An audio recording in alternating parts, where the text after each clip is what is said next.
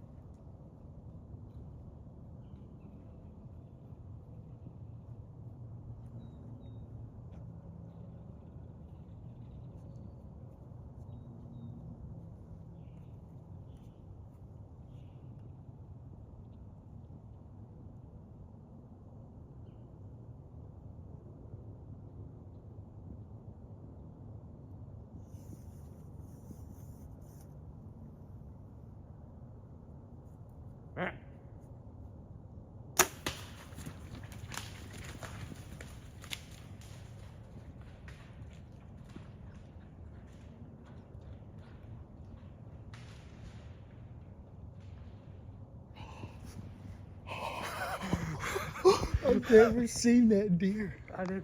I heard you stand up, and then I look up, and he's sitting right here.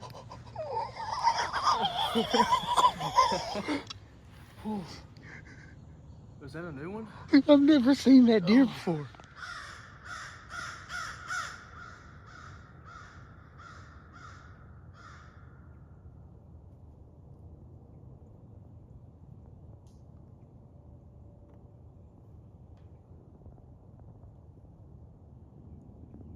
There's a all on the ground.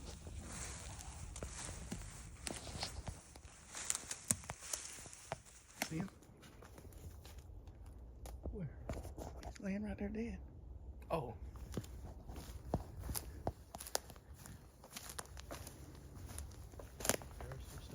I don't know. I told you he didn't go far. Here, you can get up front. You can get up on him.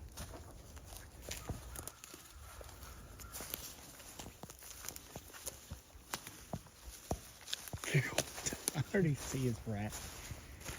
That's a dang good deer.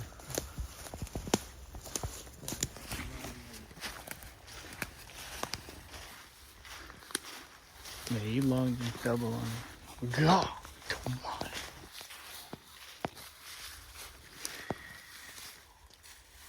Yeah, he's bubbling.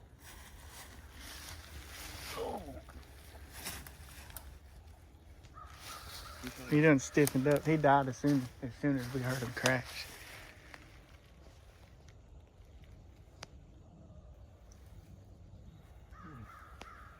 Good grief. Oh.